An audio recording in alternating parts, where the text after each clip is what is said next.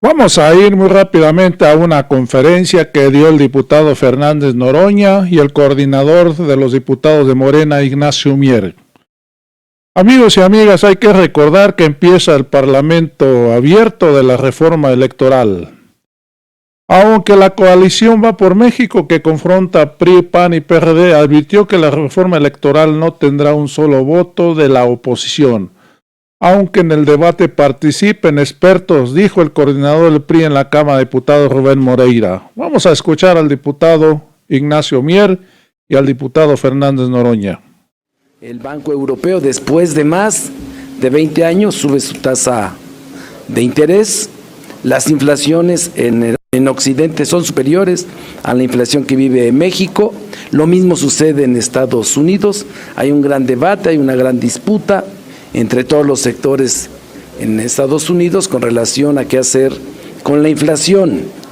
Hay que decirlo que en México está por debajo, sin necesidad de aquellas medidas que recomendaba la oposición, que consistían en incrementar el déficit fiscal, tendríamos una inflación peor en este momento, que consistía en contratar deuda, también tendríamos inflaciones por arriba de los 2 dígitos, y lo mismo sucedería si hubiéramos nosotros sobrevaluado el precio del crudo, del barril de crudo.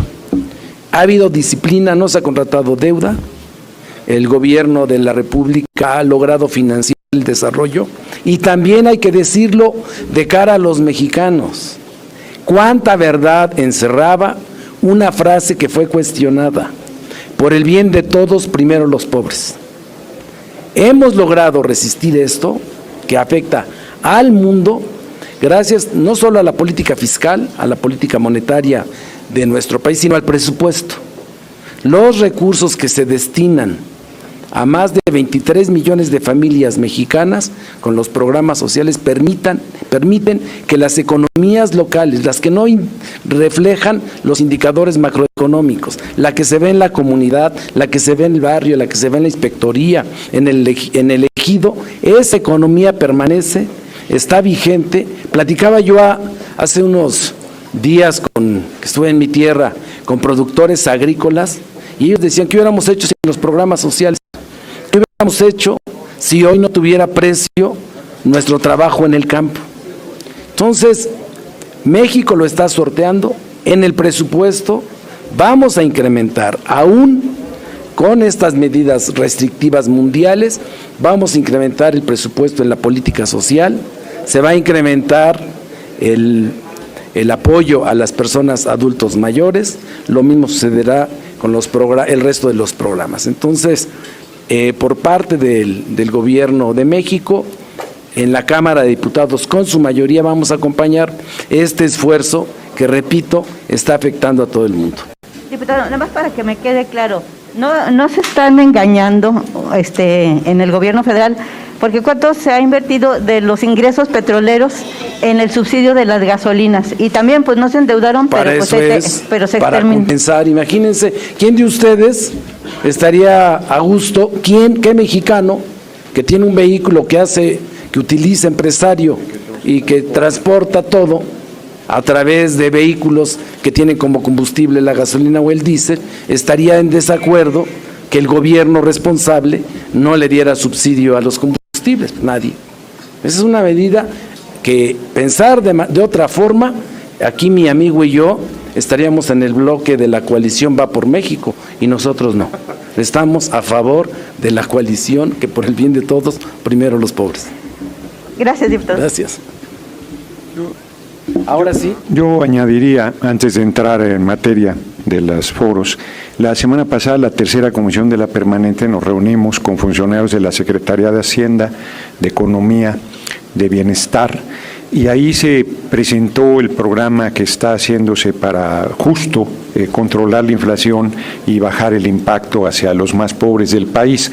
24 productos donde no es por decreto, sino con una serie de medidas económicas de la canasta básica se mantienen a bajo precio, el abasto popular de Conasupo, y bien importante, Sembrando Vida hizo un ajuste para abrir a la producción de maíz y frijol en cantidades importantísimas con la intención de ir caminando hacia la autonomía, la autosuficiencia alimentaria, y se está introduciendo además, para dejar de importar fertilizante químico, un proyecto muy interesante de fertilizante orgánico. Entonces, el gobierno está tomando una serie de medidas importantes, y yo cerraría mi comentario en este tema, que antes decían que a Estados Unidos le daba catarro y a México le da pulmonía. Hoy la inflación en Estados Unidos es mayor a la de México. Hoy los precios de los derivados del petróleo, los combustibles, son mayores en Estados Unidos y en México, y hoy la disciplina financiera, como aquí lo comentó mi amigo y compañero Ignacio Mier,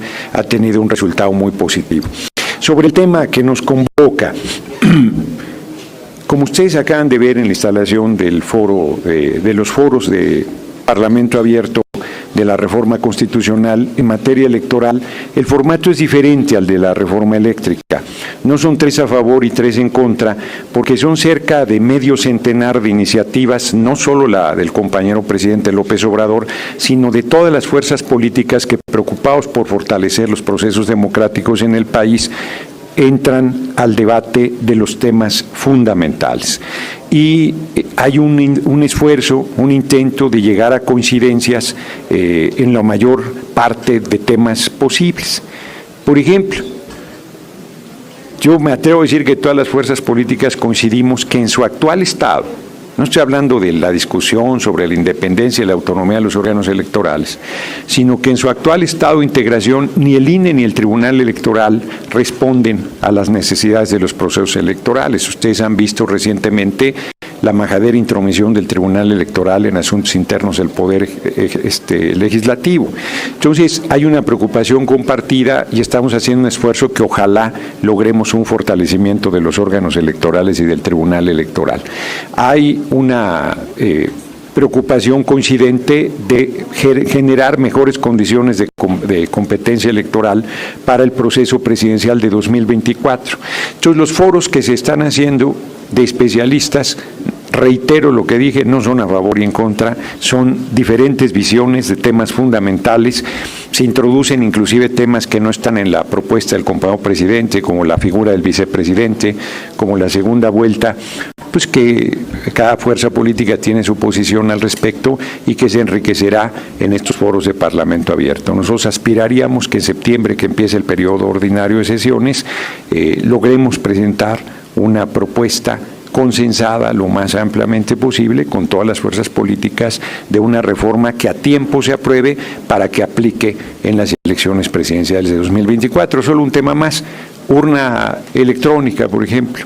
Es un tema que se ha discutido muchísimo, que no se ha podido instrumentar, pues son mecanismos que generan en algunos sectores de la población suspicacia, pero que si se acompaña del voto de testigo, pudiera fortalecer la transparencia, la fortaleza, la confiabilidad de nuestros procesos electorales. Pues eso es lo que yo les diría, y evidentemente lo obvio, la coalición Juntos Hacemos Historia, Morena, PT y Verde, apoya con todo la iniciativa enviada por el compañero presidente, pero en la intención de enriquecerla, de fortalecerla y de construir un acuerdo con todas las fuerzas políticas, se dio esta dinámica que ustedes acaban de ver el inicio y que durante un mes será el debate que se dé aquí en el marco de la Cámara de Diputados, que es Cámara de Origen para la iniciativa enviada por el compañero presidente.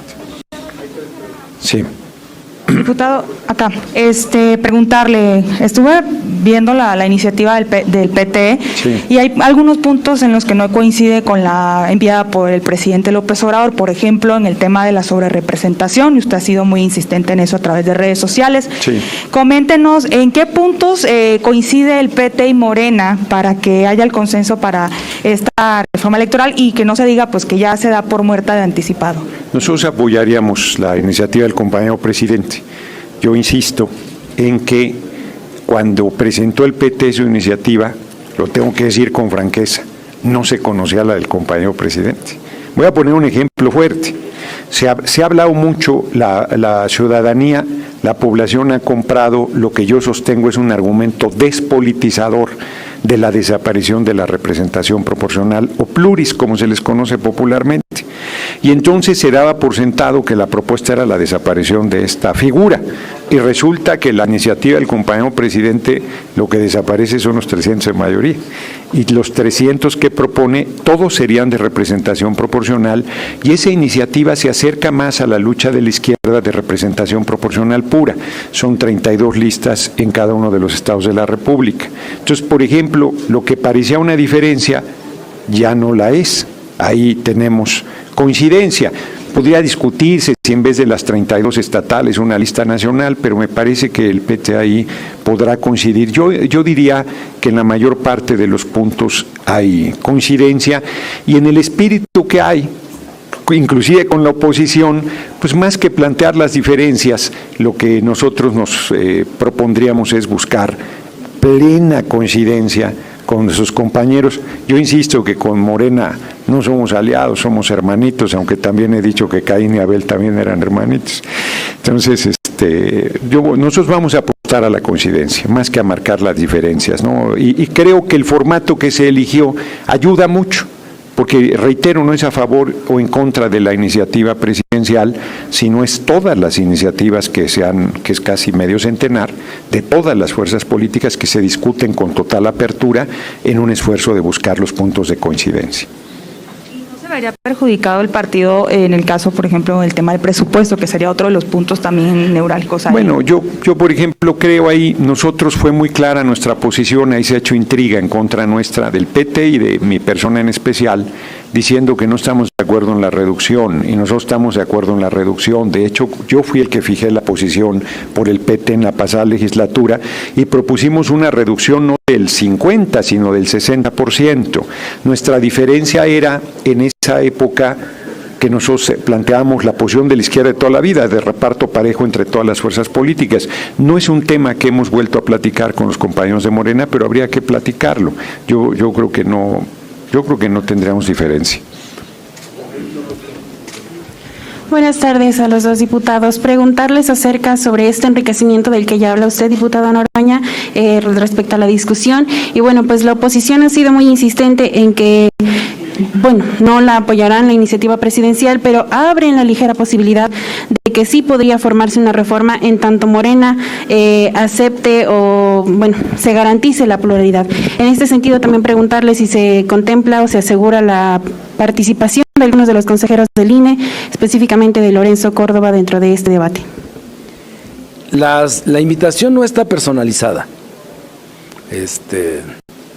Todos los políticos y figuras públicas tienden a darle privilegio a la vanidad, y es algo normal, natural. Y hay quienes son más proclives a ser vanidosos, y es humano.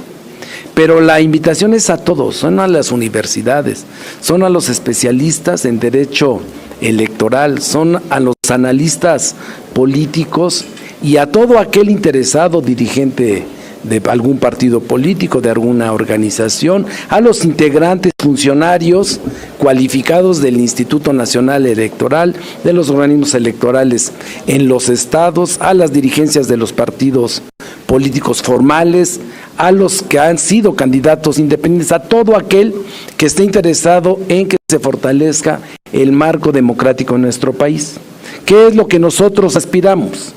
Aspiramos a que el derecho que tienen todas y todos de votar y ser votados se ejerza de manera plena, con un organismo ciudadanizado, pero que tenga como presente y futuro en su accionar la certeza, la legalidad, la imparcialidad, la máxima publicidad y la equidad en los procesos electorales, y evitar para siempre cualquier vestigio de fraudes electorales o de compra de votos. Eso es lo que aspiramos, y pueden asistir todo aquel que esté interesado.